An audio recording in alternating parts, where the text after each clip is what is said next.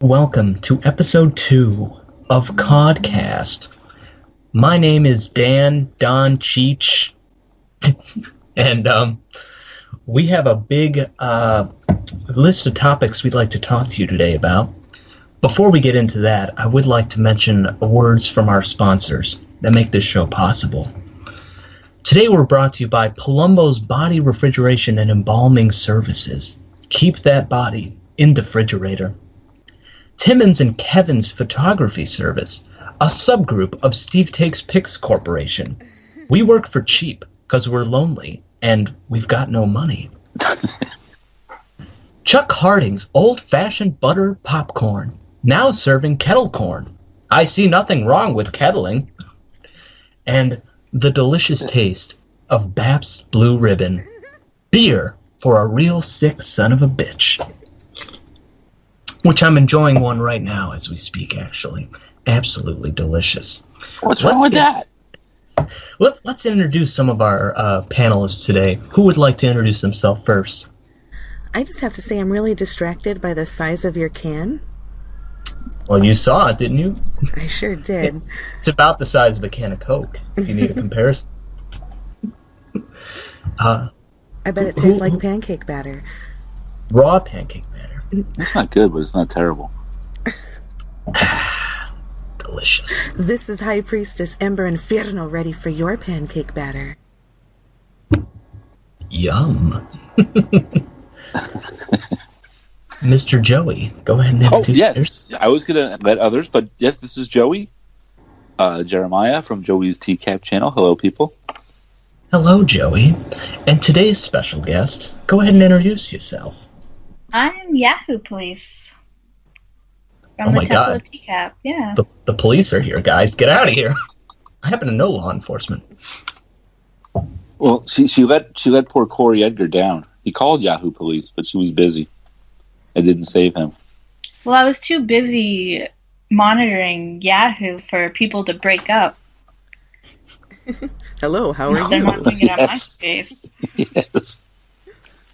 All right, guys.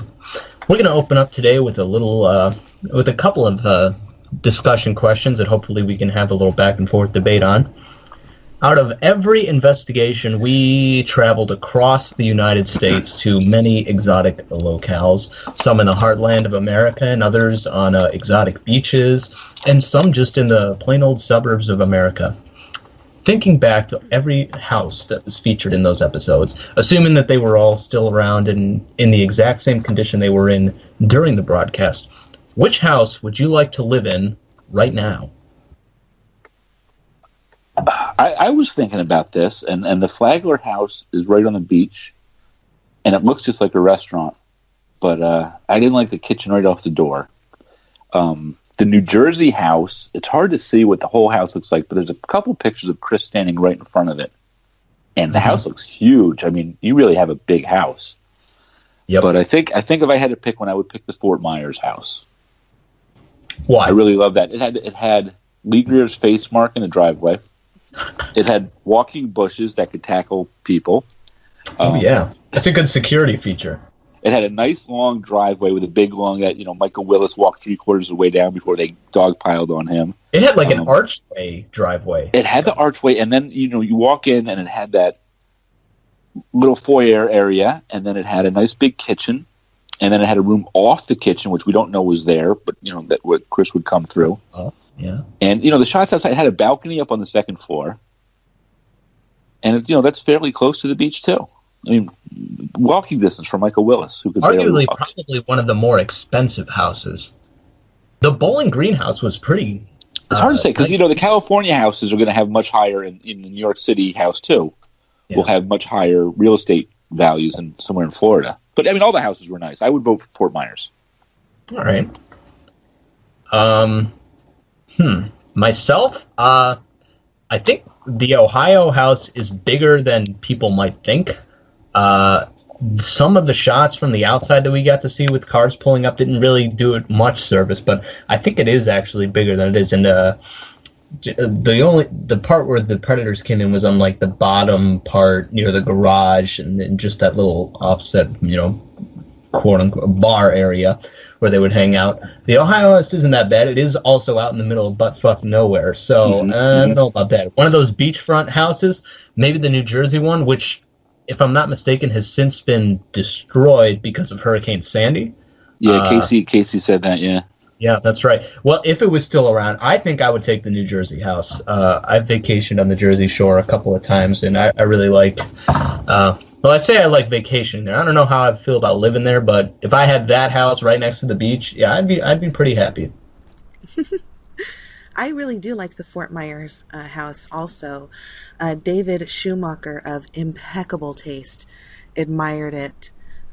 And I really agreed with them. It is a nice house. I want to know what her parents did for a living.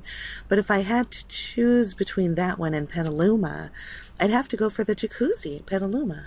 I mean, that big, huge, beautiful jacuzzi. Mm-hmm. It looked like it was inflatable. Yes, and that's the good thing, because the predators, you can take it with you, and the predators who come in, I really liked the fact that one of them actually took their shirt off. I wish they had tried to get Sweet. I wish they had tried to get more people to get nude in the jacuzzi. That would have been hilarious. You could have passed it off for like an Abercrombie commercial, like the attractive young man takes his shirt off before entering the hot tub. Yeah, we could totally we could have done that, and there wouldn't be any of the other allegations as far as having a preference for race. I guess coming up, yeah. So we get to see all color nipples. Stanley would like that. So I have to say Petaluma. Okay. Myself, I would pick the Forts in Georgia house. I'd love to hear why. Because I love the stone porch out front. It has a beautiful deck with stairs coming down to the backyard. And if I ever needed to, I could park a semi-truck. Nice. If you need to. You can take people to see certain places, go do certain things, Cocaine. Do you own that rig? Or does the company own that rig? How nice of Fox to lend one of their characters from King of the Hill to one of the NBC shows. I didn't expect to see Boomhauer on an episode of To Catch a Predator, but that was a real nice treat. I'm happy they did that. So I think everybody had a different answer. Nice, guys. Can we all agree that the Virginia house sucked? Yes, the Virginia house and the Miraloma Riverside house sucked simply because of their stupid placemat with the bare feet on it, which is why Robert Lyons probably said your feet. Just looked messy. Well, the Virginia house had a huge kitchen. I mean, it was big. Yeah. They don't have any right. Yeah.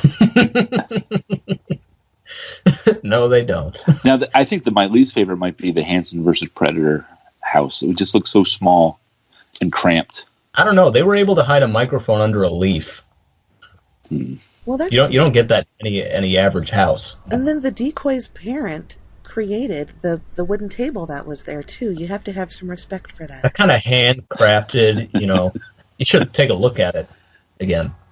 You should go over there and look at it. You, your mommy, and your daddy.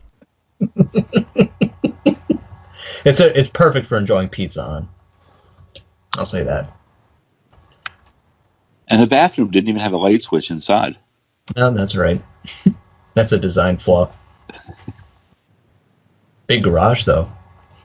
It's if you have a soul and you walk into the restroom, then the light will turn on because of the motion sensor. They have an 8-cop garage. Yeah.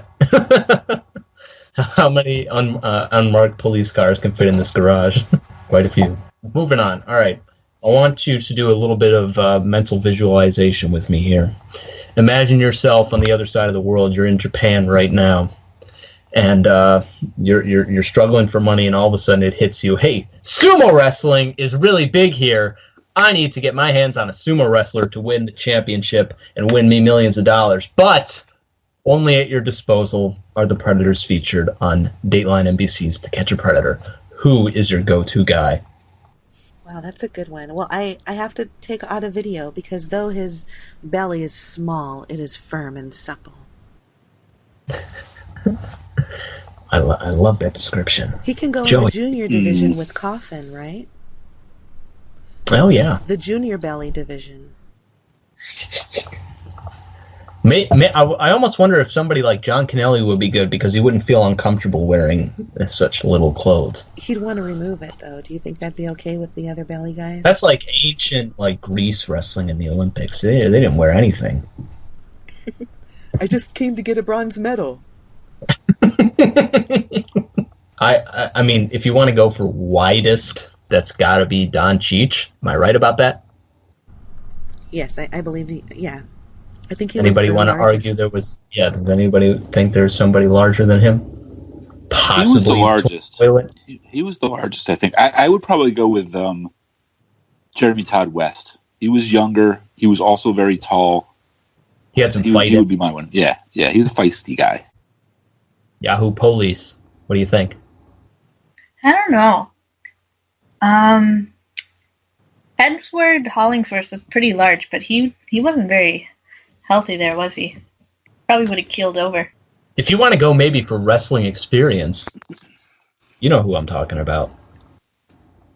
He brings a walker into the ring. And a razor. My God, somebody stop the damn match! D-Mac with the steel razor! So we can't include Frag in this. That's easy though. Not only is he large, but he's since become very fit and lifts weights professionally, and actually decided to stand up. Well, if we could go back in time, we could create a new division, like the office chair division, where you have to stay seated on a rolling office chair and bounce whatever parts of your bodies are sticking out off of each other. I'd like to play bumper cars with him. He'd be good at that. So that's up for debate. Here's another one. We're going to have to go back to Ohio to think about this one. A man by the name of, I don't know if you guys have ever heard of this guy. His name was Jeff Stacy. Anybody know who I'm talking about? I don't pay attention. Probably happened last night. All 24 hours ago. There was nothing normal about this man. Everything about him was not right. One of the things that surfaced in his investigation with police, which is a gold mine, it's a comedy gold mine. If anybody hasn't seen it, please go check it out. At some point, an officer decides to ask him a question about his elaborate keychain. You mind telling me why you have so many keys? And we never really got a solid answer. But my question to you guys is, just how many keys were on that motherfucker's keychain?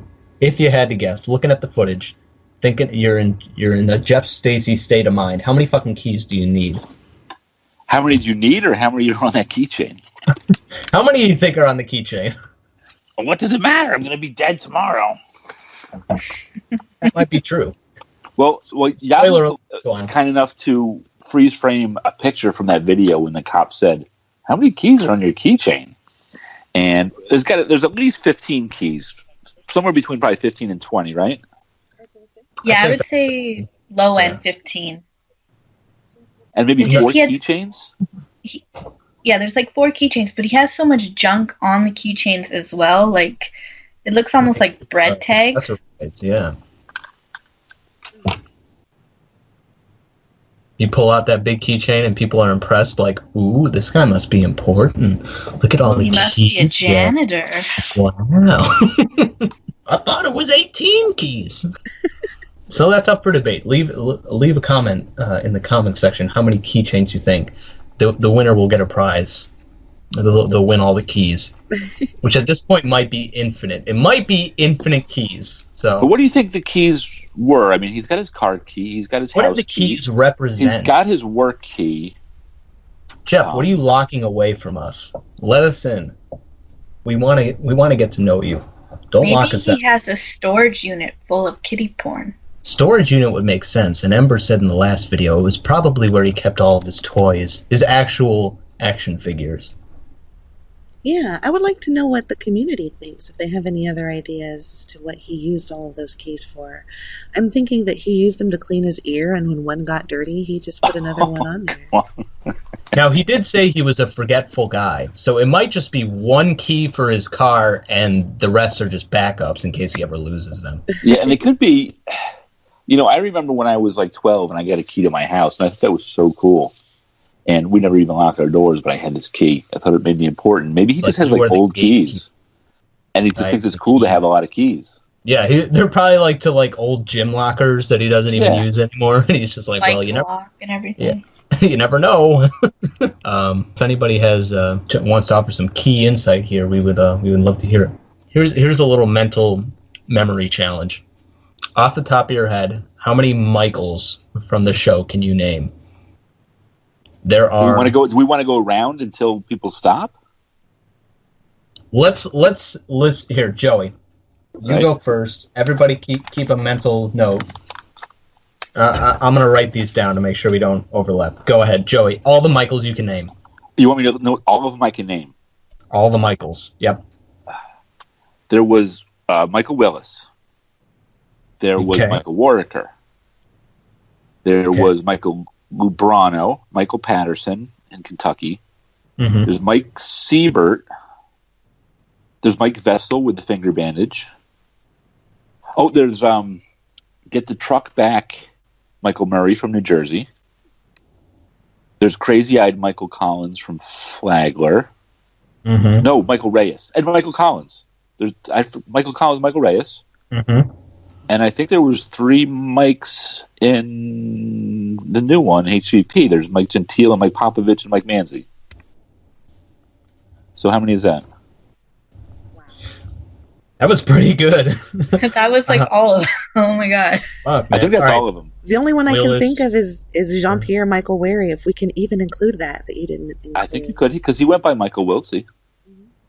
Okay, including Jean-Pierre. That's 1, 2, 3, 4, 5, 6, 7, 8, 9, 10, 11, 12, 13.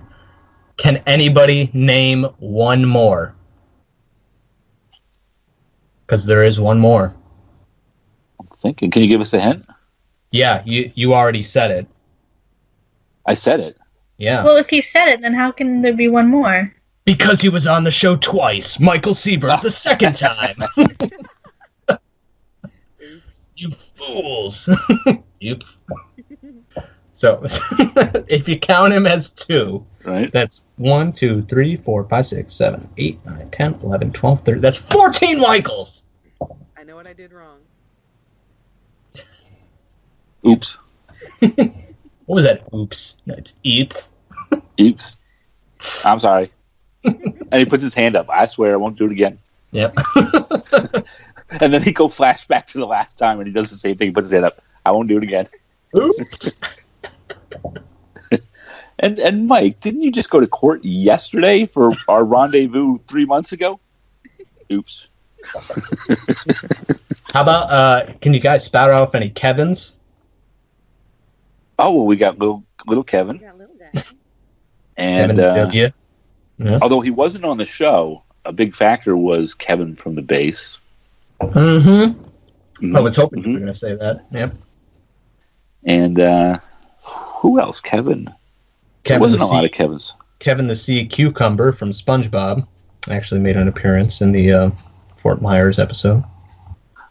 That's right. There was a couple Daniels. That's right. Yep. Yes. Most unique name that there was only one of. You guys remember? Quays. I like Inderjeet Singh. I like Aladdin. Siegfried. I like Inderjeet. Inderjeet is a good name. Yes, it is. There was only one Lee. Can you get into my car? No, just enter Jeep. Any other names stand out to you guys? Davoot. I like Davoot's Ozkan's name. The nose. Saffraz. Saffraz, sure. Oh, yeah. Mm-hmm. That's so jazzy.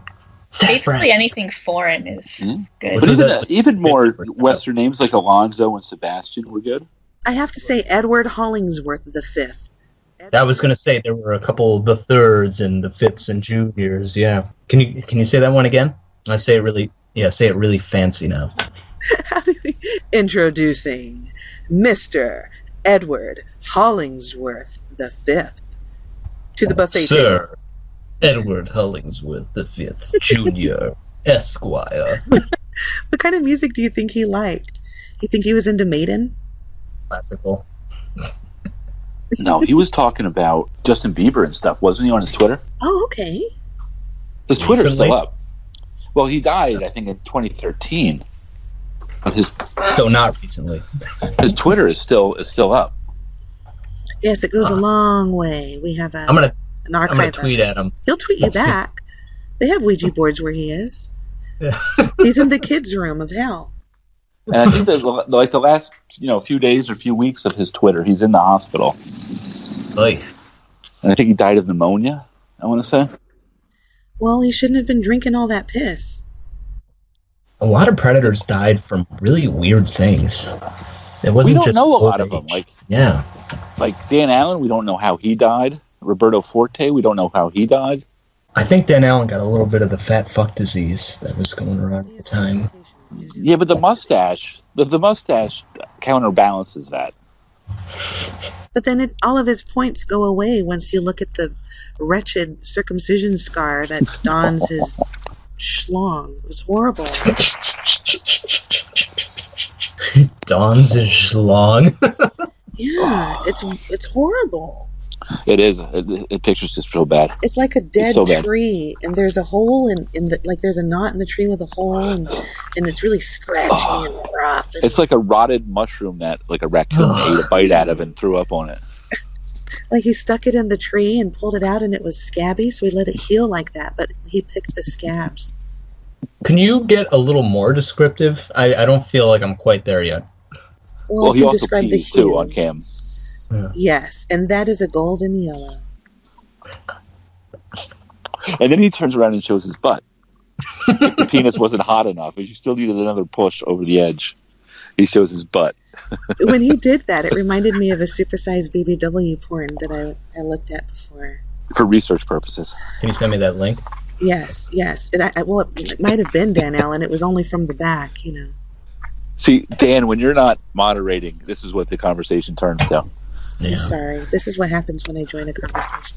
You saw him from the back? Did he Oh, did he tuck his tail beneath his legs? I don't think it would reach. There's no need for tucking. There was a lot of like room tucking. in his fat pad. I like tucking and being tucked. But he did pull his stomach up so you could get a full view, which was very kind of him. Yes. He has his tail. He'll prove that to you. It's right there in front of him. That's the only workout his arms get, is lifting his belly up to show his dirty, weird cock on cam.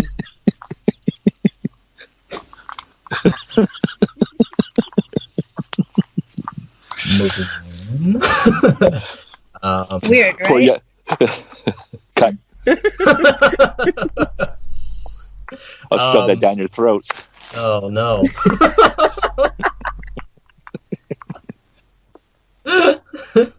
I'm reminded of, why did I ever watch this?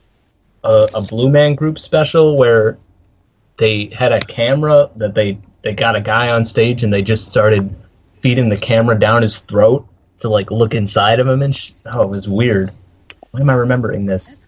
Otta Video described that he was going to be part of the Blue Man Group in his chat with the decoy. That's right. He ended up being part of the Blue Ball Group. Oh, it's a shame. All right, guys. Enough about blue balls. Enough about cameras down the throat. Let's get serious here. I want to talk to you guys today. I think the CIA and the NSA might be listening, but we have to be careful here. I want to hear your wildest, craziest predator conspiracy theories. Does anybody have any conspiracy theories about things that just didn't seem right or things that might be that we don't know about? Anybody? Well, I'd like to offer that Frag, Dennis, is really the babushka lady from the JFK assassination, and he had to sign a contract with the CIA to never appear standing again. So there are new pictures of him now. Of course, it's a body double or a look-alike. It's not really him. Of course. Because he'd be dead by now. But that was him. That's why nobody ever found her, because they were looking for a woman, not an incredibly attractive tubby guy with large breasts. And how old was Frag back in 1963? Well, Frag's a time traveler, you can tell, because he always wears those tourist Hawaiian shirts. So those have existed. That fits in at any time era. You can wear that at any time and fit in. Yes, and as long as there's been pizza, there's been frag. He leaves a bread trail. That's true. Of pizzas wherever he goes. That's true, and that's how John Connelly found him. He was just getting something to eat. If anybody happens to stumble upon a deluxe pizza with a pineapple, know the frag has been there, because nobody actually likes that shit. It's my favorite. I love sandwiches. Come on, that's the only fruit and vegetables he gets is green peppers and pineapple. Let's be nice to him, because he can kick our asses now. Tomato sauce is a fruit. Thanks, Ray. How hard can he kick sitting down? I don't know. Well, he propels himself in the office chair with his legs, so he has to have... It does have wheels, yeah. Yes. He can glide if he has to. Isn't that weird that he was never once shown standing up? I found a picture of him at a press conference for... Was it Flagler? It might have been the Flaglers? No, the Fort Myers thing? He must have been sitting on a bar stool. They're holding like a 7-foot-tall poster that has everybody's mugshot on it, and he's standing up next to the poster. Oh, I was just going to say if he was behind the poster, he could still be sitting. But no. So he could stand. He just chose not to. Yeah. That wasn't part of the He's a contract. busy guy. Right. He's a stand-up guy. Anybody else have any conspiracy theories they'd like to share? YP? You believe in conspiracies, right, Yahoo? Yeah, I totally do. Then explain to me why Chris Weaver, Sharky's Finn, and Dennis Coulson, Scooby-Doo, are wearing the same exact fucking hat. Two different investigations on the same show, featuring the same, not even a very common hat. We're trying to zero in on exactly what the hat is. Well, what happened was... Okay. Let's hear it. They ran out of some predators, so a lot of these guys were just actors. You're kidding me. And there was a limited amount of money for the wardrobe, so they had to recycle some of these things. They didn't even bother to turn the hat around? Wow. That's sloppy. That's no good. I believe that. I believe it. That's why 95% of them say not a whole lot when that's what they're going to do. That's right. God, it was right in front of us the whole time. Such good characters, you can't just get that. They had to be actors. Yes. Truly outstanding in their field, superior actors. When Ernest Timmons comes hustling nervous into the house, he says he was sent there by Kevin from the base. And I think if you play that slowly, he's just mumbling, but he really says Kevin Westerbeck, who sent him there as a goof. Wow. Mischievous little leprechaun. Do you think if you played that clip of Ernest Timmons crying and sniveling, if you played it backwards, doesn't it kind of sound like Westerbeck? You know? It's backmasking. It does. Like the Beatles. Have you ever heard of the Beatles? Up, people. Wake up. Get woke. The signs are all there. The Illuminati is true. There are a few strange coincidences. And I have heard from a YouTube commenter that Daniel Polito was the Mexican on the bus that told Weary to get a job. Yeah, I have a confession. Yo soy la mexicana. I was the one on the bus. My problem was I was walking, so I had to get on the bus. That's it. You're going to jail. Yahoo Police, arrest Ember the Mexican. Oh my God, no! I'm not a criminal, sir.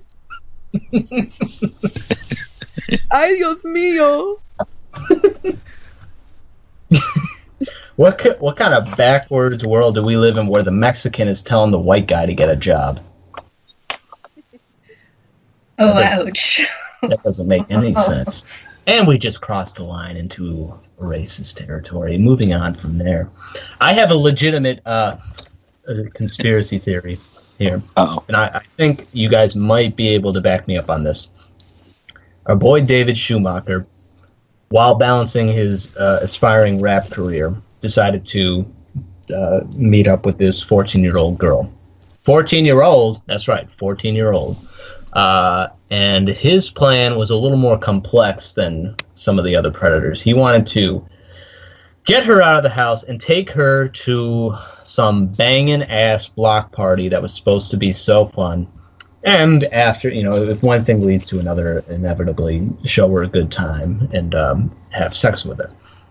Now, here's the thing. He did not have, apparently, his own set of wheels at the time, so he had his sister, who is a mother of 2, at least that we know of, drive him there and take him and this girl to this party.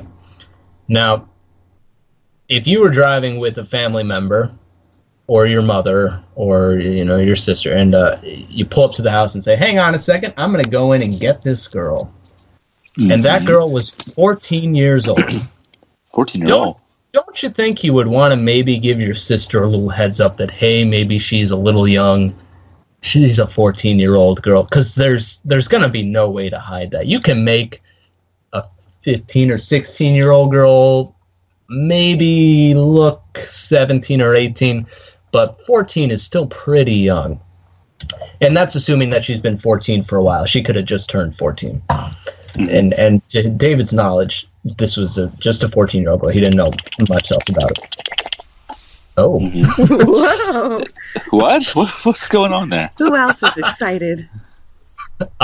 So anyway, my theory is when the camera pans to his sister in the car after all has finally been revealed, and it's been revealed that David was there to see, oh my God, a 14-year-old girl. Just the look on her face says it all. Yes. Oh my God. As she cradles her child in her arms. Oh, I had no idea. Oh, how could I? Oh, no.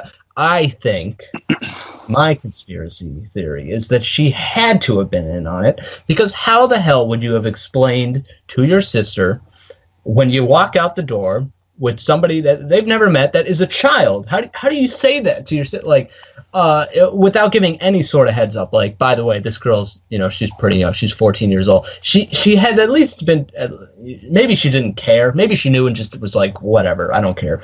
But I find it hard to believe that she had no idea the girl's age. Because the second he was going to walk out the house with her, it would have been obvious. They were going to ride in the car together. She wouldn't have leaned to him and said, hey, David, what the fuck? This is like a child that you've just brought into the car.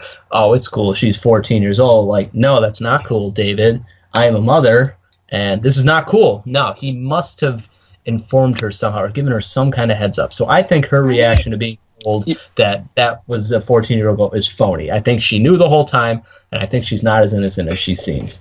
I don't think he was smart enough to plan ahead to that point. I was just going to say that. Yeah. You're thinking like a rational person, Dan. You're not thinking like David Schumacher. Well, now he was careful enough not to just come over for sex. He whether he was careful enough to do it or it just happened that he wanted to take her to the party first and then fuck her. But I mean, this guy talked about sex, but he didn't go there just to stay there and hang out and do it. No, he wanted to get her out of the house and take her to the party. So at least his alibi could have been, oh, I'm not here to have sex. I'm here to take this girl to the party. Look at my chat log. That's what I said. Little did he know that we have access to the entire chat log where he talks about, sex and things like that too. Mm-hmm. But if I'm giving him more credit than he deserves, that's fine. I think it's within a reasonable doubt that he did try to sneakily avoid the law, because he happens to know law enforcement. He does happen to know law enforcement. So maybe he could have been tricky enough and clever enough to kind of take these little precautions, but I think he would have had to have given his sister a heads up that the girl they were going to pick up was a young girl. What if he wanted one of two things? What if he and his sister wanted to make the block party special and actually have somebody there with a full set of teeth, but everybody who's an adult doesn't, that they know of. So they paid, how some nightclubs pay very sexy people to come in and pretend to be regular patrons. That's I make a good living that way. Yeah, I know you do. I know you have your own service where you have topless predators play the guitar at bachelorette parties. But then also, what if Schumacher was planning to kill her? Because he literally said he's going to show her heaven. So maybe he was, if he was going to take the wheel and they'd let him drive, they were going to crash on the way, kind of like a Doc Brown situation in Back to the Future. Not Don't telling be scared, anybody. Ember. Don't be scared. I'm not scared. Maybe the party sucked and they knew it was going to suck, so they're like, let's just get anybody we can to go to this party. They Anybody. were in charge of planning the party, and everything fell through, so they're like, let's just fucking get online and just get some kids to come to this thing. Can I ask you something? Schumacher, was he going to go to his own flippin' party and bum some weed off of somebody else? Don't you throw a party and already have weed? Oh, we're going to smoke some when we get some. Yeah. He's going to go hit his friend up for the weed. He's going to hit his sister up for the weed. Everybody who's invited is actually given a job. So the 14-year-old is the recipient of penis, and then maybe somebody else he invited was going to bring the greed. His sister was the one actually having the chat, and she sent David in beforehand as a test. Yikes. Get me my cigarettes, Christine. An evil genius. Nice. All right. Were you going to change the subject? Yeah. I just want to piggyback off of that. Is that there's a lot of debate on whether the tag along of Sebastian Rodriguez knew, and I'm in the camp that he totally knew, because they had a 40-minute drive, and what's he gonna? He's gonna be surprised when he sees a little kid. I'm sure he said, "Listen, we're going to meet this 12-year-old," and the tag along was like, "Oh, okay." Now, I'll say this. I agree with you. Because as soon as they stepped out of the house, they just kind of chuckled and ran off. Yes. If I was in that situation with a friend of mine, the second I got out of the house, I would kick the shit out of him. And I'd say, what the fuck is your fucking problem, you piece of shit, getting us in trouble, and I'm going to kick your ass. Fucking pervert. Not, yeah, let's get out of here. Oh, we still have our mics. Oh, yeah. Fuck that. They did. They ran out of there giggling and with their bottles shaking. Like, what a night. What a story we have, huh? Thank you, sir. Mark. I agree. I think they both fully intended on having sex with her together or separately or whatever, but it would have happened. I mean, they were both ready to go. They were charged up. They had lots of energy and caffeine in them. They could go all night. I have another one. That 4-year-old boy that showed up with his dad, I think he was in on it too. I think he knew the whole time and wanted to get in on the action himself. And he was the master. That's Yahoo Police. You just said that there was a conspiracy and they reused the actors. So what proof do we have that is not Westerbeck, that little boy? They blurred his face. Yes. Oh my God. They blurred his face. It's Westerbeck. Are we sure it's not Henry Winkler walking around on his knees? Man. We're through the looking glass here, people. We've just unearthed something. The biggest conspiracy theory since the JFK assassination. Oh my God. Well, I'll watch you. So I'll let my dad watch. Somebody do some digging. Somebody make this legit. Put the facts. Oh my God, yes. Do you think the DVD he brought was Darby O'Gill and the Little People? It was the Blu-ray of The Wizard of Oz featuring the behind-the-scenes interview with Kevin Westerbeck. We welcome you to Pedoland, fa la la la la la la la la la. In his second greatest role on screen ever. Right. The third greatest, of course, are the Keebler Elf commercials. Timeless. All right, what else? Let's see. We've talked about our strange coincidences with the hats, the speculation as to who was in on the stings. Anybody else have any other conspiracy theories? It's not really a conspiracy theory, but I've often wondered how many of the men who were expecting to meet little boys got excited when they saw Chris Hansen and, kind of wrote off that they wouldn't be able to have sex with a child, but have sex with a very handsome, tall Chris Hansen. I wonder how many of them got excited for a second before Chris started his authoritative tone. John Kennelly was surprised and said, "I'm sorry," but notice he didn't run away. That's He true. stuck around for a while. I think if Chris had gone in and asked more open-ended questions and didn't seem so authoritative, I believe we would have gotten some really good footage out of him.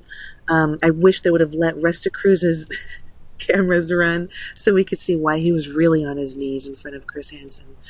But a lot of them, I believe, know that there are people who pretend to be younger online, and there are people who say that they are people who they are not online. You're And, crazy. You can't lie on the internet. I never have, but but I think that is something that they anticipated, that it might be somebody else. So when Chris walks out, it's no longer do they get to have sex with a little boy, but at least they get to have sex, and he's in a suit. Who doesn't like that? Hell yeah. I don't think I saw anybody give Chris that stink eye and be like, hey. More like Chris Handsome. Chris Hansen walks in with that air about him, though. He's confronting you before before he even opens his mouth. It's a confrontation. So if he would have walked in with a smile, I wonder if the reception would have been different. And sometimes he did. Yeah. Sometimes he had that stern, authoritative set, like right from the beginning. But a lot of the times he tried to, what are you up to tonight? Hey, what's going on, man? It would have been great if he would have just punched Lance Fine in the face. He would have busted his load in his jeans on the side of the road. That's why I wish Twink Toilet, that Chris was there for Twink Toilet. Well, because he would, if anybody would have asked Chris for something like that, it would have been him. Oh yeah, that would have been good. I'm already caught, but can you please, can you just, All right, here's a question for you guys. PP. Chris in his day has been offered a lot of bribes to get out of the situation they're in. If I get some help, if I get some counseling, you can have the pizza. I'll suck your dick, whatever. Okay, what if you were Chris Hansen? What would it take for you to genuinely take the bribe and let them go? What kind of offer would they have to make? Chris, I won't sue you for not giving coffee mugs to your backers. That's intimidating. This guy is trying to throw a wrench in my fundraising. Did anybody get their coffee mug? No. Nobody got crap yet, as far as I know. I mean, he's promised over and over, but I don't think anybody's gotten anything. All we really wanted was this show. The merchandise was just a bonus. Fuck no. People wanted their personalized phone message or their signed picture or their coffee mug. You can't make promises you can't keep. But yeah, I wonder if he went and said, like, well, that's all just online. That's fantasy. Right. It was a role-playing chat room, guys. It's a role-playing fundraiser. Yahoo but I'm surprised there were not more bribes. Yeah. I mean, the best thing he got was a pizza. Well, we got a blowjob, right? Do we have that confirmed that Rolando Restacruz is going to have the? There was some forum about Restacruz, and somebody said he worked with him and said he was such a hard ass, and it was a fairly believable post. But then somebody piggybacked off of that and said, we found out because he told us that he had offered to give Chris a blowjob, but they cut that scene out. Oh, and even if he did offer that, they probably, one, would have showed it. Number two, Restacruz would never admit that. So I think that was make-believe. That would have been so great. We had to include that in the conspiracy. The only way that I would let somebody, or the only bribe that I think I would take, is if Jeff Coates wrote a song for me, much like Lorne wrote a song for Yahoo Police. Did he ever finish that? He said he did, but he lies. Do you know how long it took him to write that song? How long? About 15 minutes. Wow. Doesn't it usually take him longer than that? Poor Lorne. He's so stupid. He has to stare at a picture for an hour to get an idea of what they look like. And then he shows up and it's not her, and he still goes in the house. Oh, man. Whether you finish it or not, that's at least one more song he wrote about you than me. Can I ask you all something? Do you remember when Lorne was talking about giving permission to his nieces to wear very short shorts? Yes. Do you think that's why Kayla wore those coochie cutters? Like Casey did? I assumed she was going to wear them either way.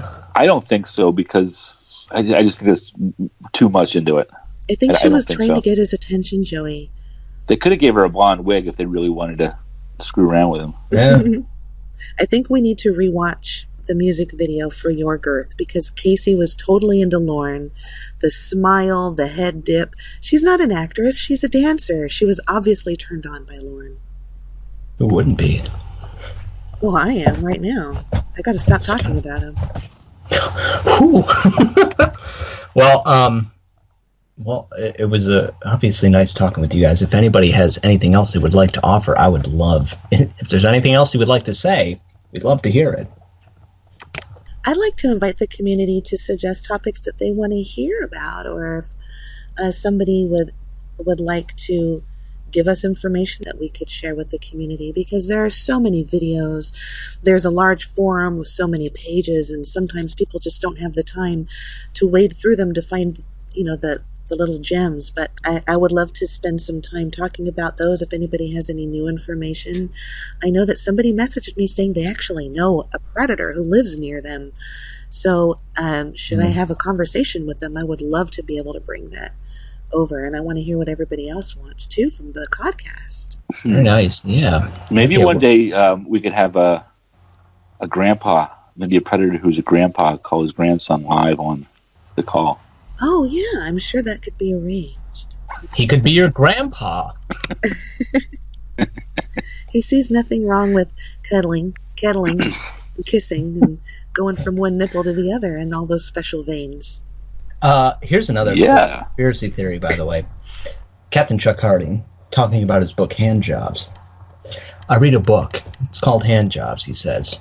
Deals with father, son, and as soon as he says that, Chris, explodes. Father, son, and before Chuck can even get another word in, I think he says, yes. Before he can get another word in, Chris goes, you're talking fathers having sex with their sons, grandfathers having sex with their grandchildren.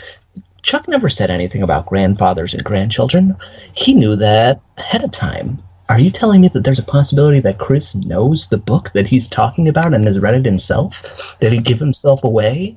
He's like, oh, Hand Jobs by this guy. Yeah. They're like, oh my God, I love that book. That's amazing. Oh my goodness. He's like, if grandfather's having sex, it would have been funny if Chuck was like, no, what the hell are you talking about? That's hilarious. Must be thinking of different.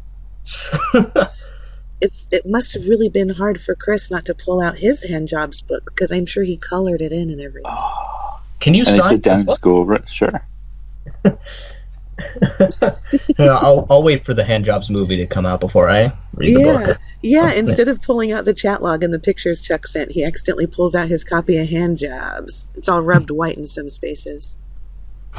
He's trying to unstick the page. It's on page 62 and it's all stuck together. Your book's so dirty. We can't even show it on television. We'll censor it so it's way watered down. All right, guys. I think this about wraps up another amazing episode of CawdCast. Thank you guys for joining us. A special thank you to Yahoo Police for joining us. I'm sorry that we had to shut you up for rambling on so much today. It's just you really wouldn't let us get a word in, and we don't like that around here. So next time, maybe don't talk so much. Well, some of us got diabetes and erectile dysfunction, and we can't handle all the sweetness. Well, that's a good excuse. All right. Well, thank you anyway, Yahoo Police. You were Yahoo Police. Great to have. Yeah, thank you. If you have anything you want to plug, advertise anything you're working on right now, or just say hi to the just say hi to the community, go ahead. No, that's it for me, folks. I'm always honored to be included in this, and I thank you so much for the opportunity to be an idiot again in front of people. It's wonderful. Guys, any last closing remarks? And shout out to Mike V and to Ethan. We know you guys are listening. You should join. Hell You yeah. should totally join. Definitely. We can jam out to some Alice in Chains together. Hell yeah. Definitely. Yeah. All right, guys. Well, that about does it for another episode of CawdCast. I'm Dan Don Cheech, signing out, and I gotta say, this is pretty weird. Cut.